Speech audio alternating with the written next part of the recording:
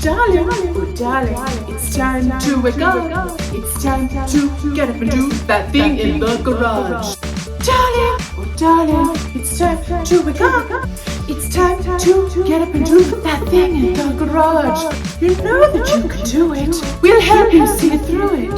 That squishy gushy awful thing, that thing in the garage.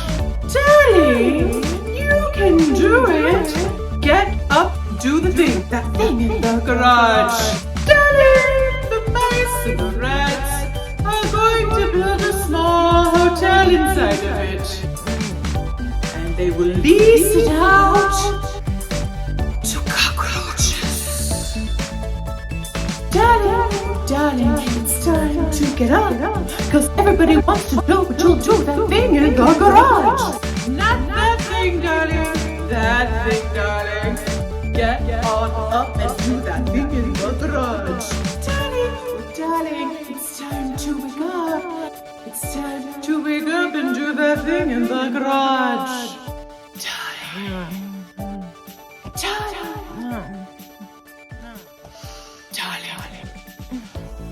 wake up.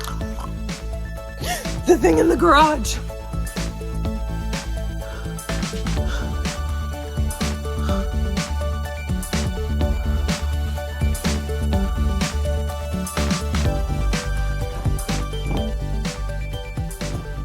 Hi everyone, I'm Andy. Welcome to season 6 of Furniture Fables.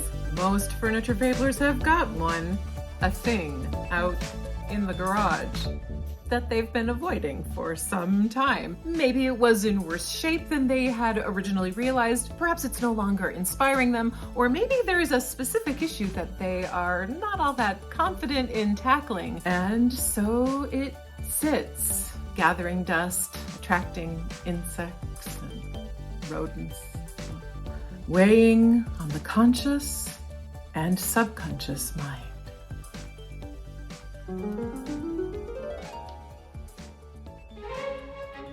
Here's my little REM interrupter now. Blech. This is a most likely legitimately antique Eastlake style settee, probably from the late 19th or early 20th century. So yes, 100 or so years old. I had picked this up for free from someone who had wanted to bring it back to life themselves, but just didn't have the time. And when I took John along with me to help pick it up, well, let's just say that he could see why and expressed his concern about this one. It is in truly terrible shape. It had been exposed to all kinds of weather, rain, and blazing sun, and its upholstery was desperately trying to return to dust, it seemed to me. But you can also see that it has some lovely and very cool details, the kind that you find in Eastlake pieces like this one. The biggest reason I had been avoiding this piece was, of course, the upholstery. I do not have the skills to reupholster this piece. Yikes. I mean, this looks like a set piece from the Pirates of the Caribbean or something like that. Here's a broken foot. I don't want to know what's living in there. But the encouraging thing is that all of those carved details felt strong and sturdy and not rotten at all. And so I thought that they were probably totally salvageable.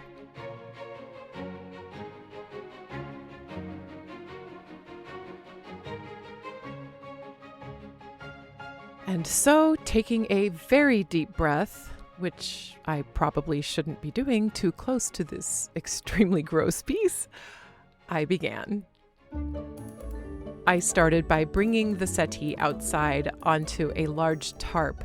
My first order of business, of course, was going to be removing all of the old upholstery, and I knew that that would mean lots and lots of very sharp tacks and nails. And I wanted to be able to control where those went.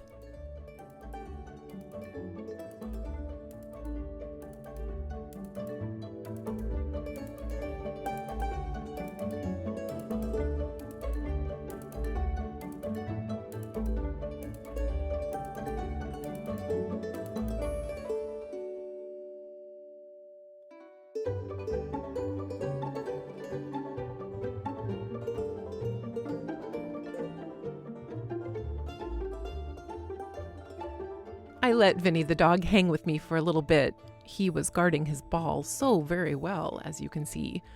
But then I put him inside so that he wouldn't get a tack in his paw. You can see just how soft this material has become. I'm just literally pulling it off. I don't need a knife or anything like that. And as I removed it, you can see that I found some very lovely material, kind of reminiscent of Biff's chest hair. Antique upholstery often contains natural fibers like straw. By the way, I am absolutely wearing my mask as well as some safety glasses. I don't know if you can see it, but with every tug, a giant plume of dust came flying up from this upholstery. That is definitely not something you want to be inhaling.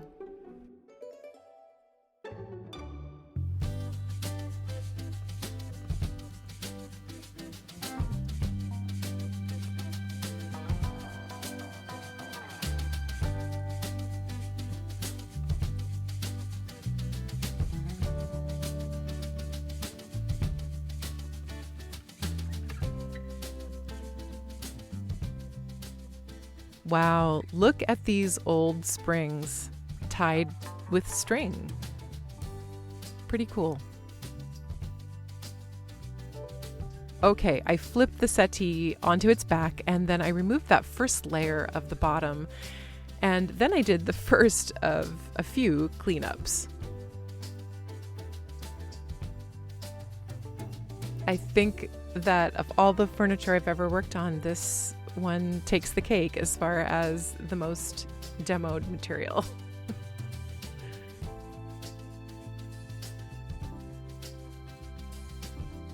I brought the patient back onto the tarp and then I began removing the nails. Oh, friends, how do I put this? This stage was, well, it was brutal. There's just really no other word for it. You know, I didn't completely hate doing it. While I was doing it, it seemed almost kind of meditative until one nail would just become super stubborn, like this bleeping nail is being, just come out. But I will say that I probably spent a good 4 hours pulling nails, and it kind of did a number on my hands. As I was working, I decided that my goal would not be to remove every single nail, just the ones that were still holding on to that old upholstery fabric, or if they were, sticking way up and out. Okay, so you get it about the nails. There were a lot of nails. Anyway, as I was working, I realized just how wobbly this piece was and how much the upholstery had been holding it together. All of these pieces were set in place with dowels, no glue that was left. And so as I worked, I took the settee apart so that I could reach all of the old nails I wanted to remove. Every once in a while, when you're working on a project like this, you get lucky and you have a nail run like this one.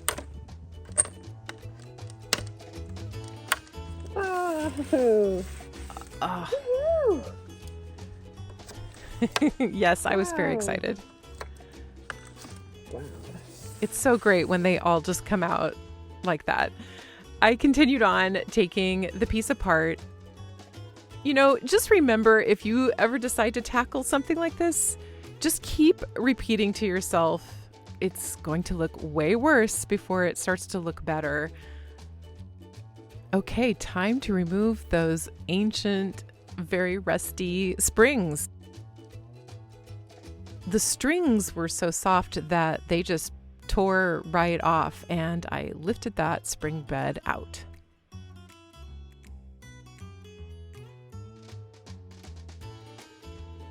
Whew. Warm day. Lots of demo. Okay. All these little pieces, of course, needed a nail removing tool, but I will spare you that because, you're trying to enjoy your day. I am super curious about number 85.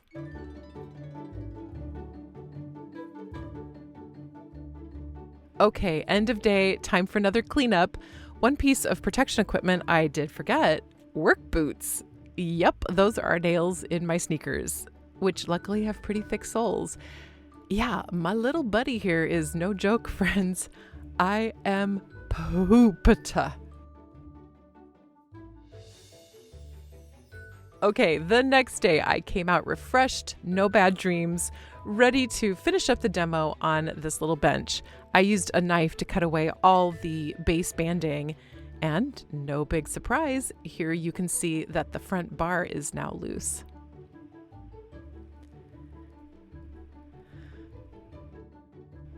I took apart the rest of the pieces, and then I finally began to clean. Yep, now we're cleaning.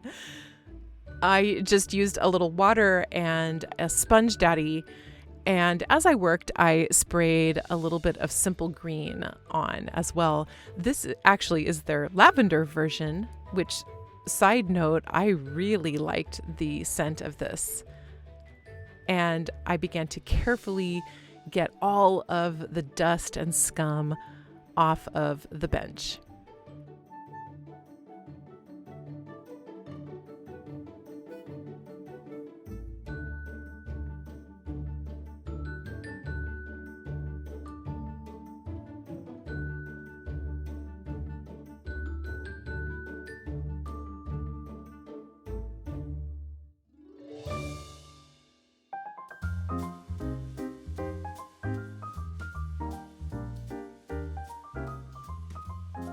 Right about now, all that nail pulling was really starting to catch up with my hands, and so John came out and helped me bring the pieces of the bench into the workshop and reassemble them so that I could do a little repair gluing in that back corner. By the way, yes, there is definitely still some material on the bottom of the piece. My hands were just not up to any more nail pulling, so I decided I would just trim that all off at a later point. Finally, time to sand. I am using a medium fine grit firm foam abrasive so that I can get into all those little carved details.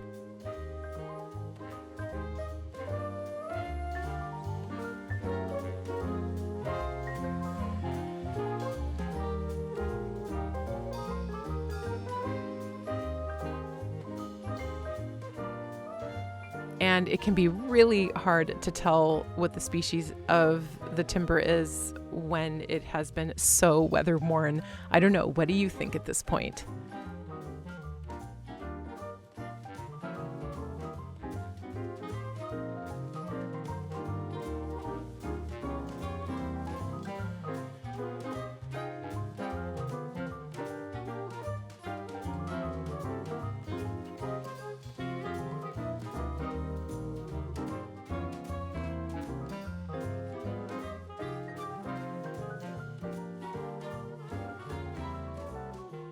Okay, so let's back up just for a second. Before John brought everything inside, I went ahead and measured out those 2 upholstery insets. And then I cut 8 pieces of redwood to fit inside of them. Once I had those all fitting nicely, I labeled them so I knew what went where. And then I took them inside, and using my wood glue and nail gun, I built 2 frames.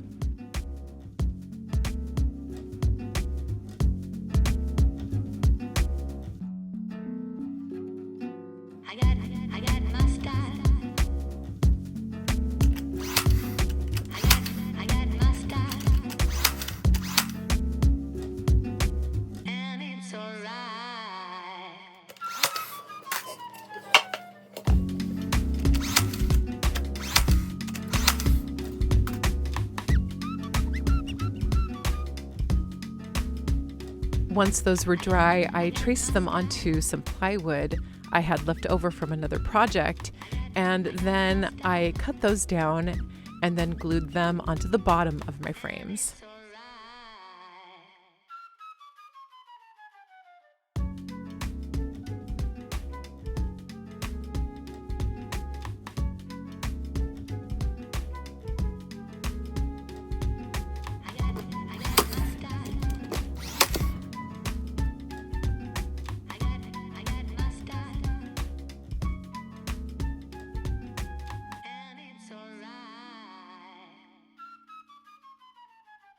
And voila, basic boxes.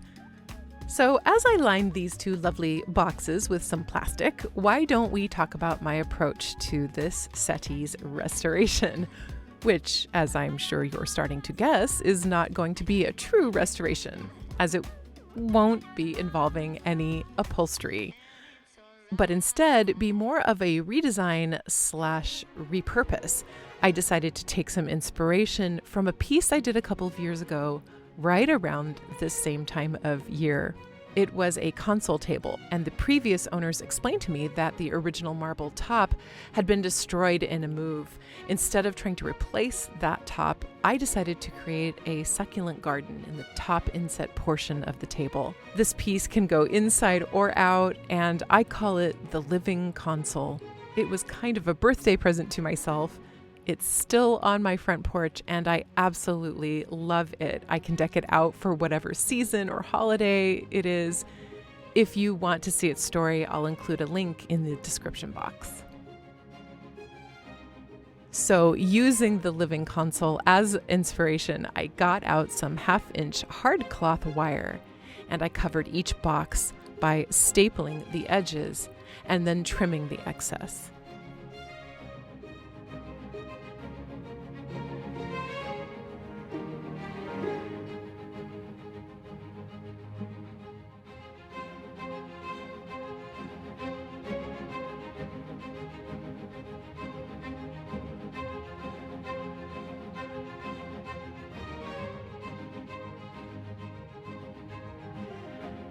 I filled each of the boxes with some cactus and succulent soil.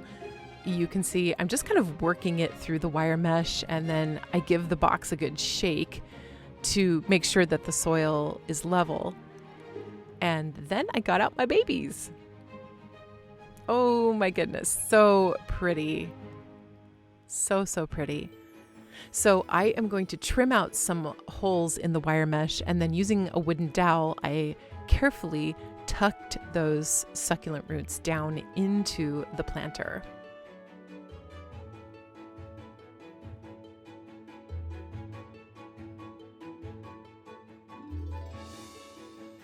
Okay, so remember all those nail holes? I had decided that I wanted to treat this piece kind of like an artifact. I am not going to fill all those holes, and I'm not even going to repair that back leg. I think for this piece, it's better to go with its rustic, story-worn texture and let that speak to its past. And in case you've been wondering, yes, I do have the piece that goes up there on the top of the back piece. It had fallen off a while ago. I cleaned it up, and then I gave it a careful sanding before gluing it back into place.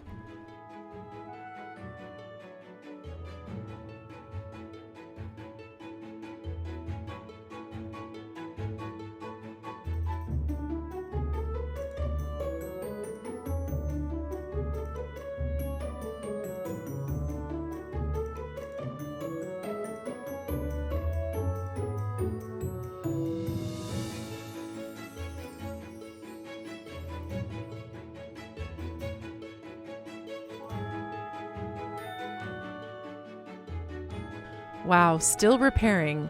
John came back and helped me reinforce the bench by attaching this bracket onto that center crossbar. And then I did some more gluing, repairing one of those arms that had fallen apart during the demo. Okay, finally, time to heal and seal. This would really need some TLC, and I hope I have just the thing. I am going to be using a new to me product. This is Odie's oil. I've heard many great things about this product.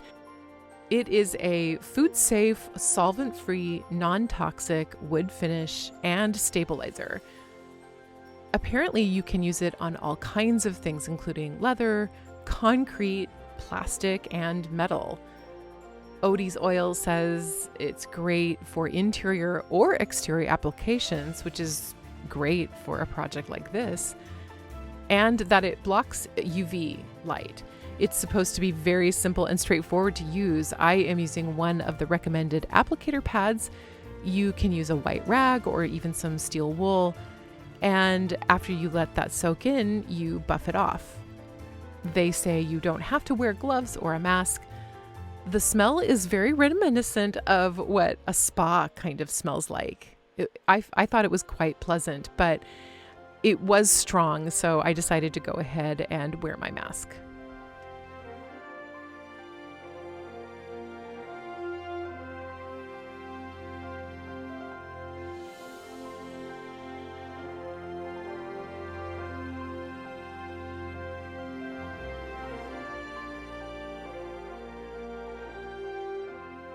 I worked it into the entire bench frame, and the timber just soaked this stuff up so beautifully. To get into all of those nooks and crannies of the carvings, I decided to go ahead and use a chip brush. After about an hour, I wiped off the excess, and then I took a little nap. And I was awakened this time, not by a disturbing dream, but by a handsome prince who, knowing my hands were not in the best of shape, had taken it upon himself to stencil out and then cut 2 base pieces for the bench. Oh my goodness, I could have wept for joy. A project like this one with so many weird and unique little issues can be super tiring, and so I was extremely grateful for the help. With the bench's new base nicely installed, I lined it with some plastic and then I filled it with some soil. Now, this is clearly not a very deep bed, but I think for my little succulents it will be just fine. Once they were planted, I covered over the dirt with some pebbles. And then I had one more construction detail to see to. I mitered some trim and I used it to cover over those old upholstery tack lines.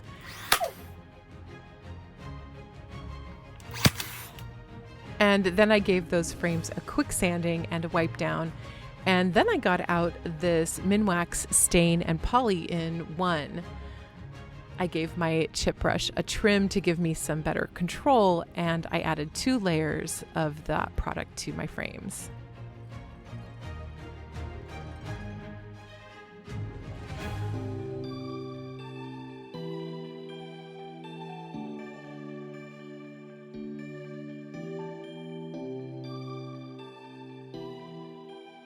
I trimmed up the plastic, and using the securing system that John and I had devised, I locked my vertical planters into place. Vertical succulent planters are so cool. You can make them and hang them on your walls. They do need to sit horizontally for a good 2 to 3 weeks to let those roots have a chance to really root down into the soil. But I'm going to go ahead and install mine so that we can get the total effect. Okay, do you remember our sad settee? Nothing short of an absolute disaster. Barely hanging on for dear life. Looking like a ghost relic from the distant past. Well, here she is. Now.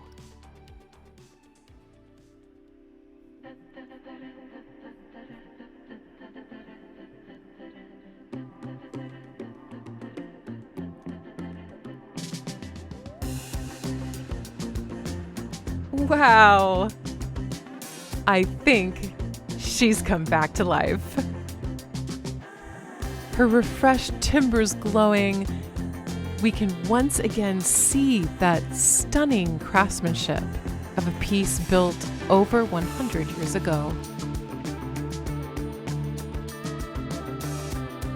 And what once supported springs, padding, and upholstery now hosts a living garden, evoking visions of fairies and fireflies on a summer's night. A true fabled artifact, our beauty proudly shows off its scars from the past.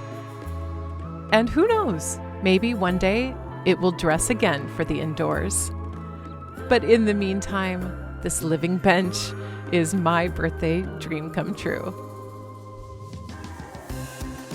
So how much did my living bench cost me? The bench, of course, was free. The plywood was left over, so I'll pretend that that's free as well. I did spend $20 on the redwood. That hardware cloth was another $14. The trim for those framed boxes was $15. Another $2 on stain. I spent about $40 on brackets to help kind of secure and strengthen the bench to lock in that plywood bottom, and for that little cool system we made so that those vertical succulent planters could be removed. My jar of Odie's oil plus a stack of applicator pads was $60. I'm going to say about $5 for this project. And then that brings us to the succulents. Succulents ain't cheap, friends. Along with my soil, I spent $120 on the succulents, so all right, go Andy. That beautiful clock from Georgetown Pottery was a gift. It is linked in the description box if you'd like to check it out. I absolutely love it. I'm gonna throw in another $10 for everything else.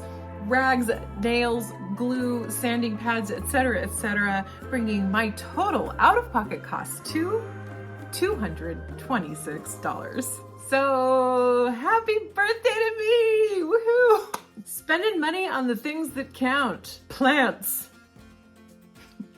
So is this a project that I could potentially make some money from? Maybe, but it never really was about that for me. I am just so happy with how this turned out. I absolutely love it. And I'm especially happy about the fact that if someday I or someone else wanted to reupholster this bench, they absolutely could do that. I have even saved those ancient rusty springs, just in case. I don't know.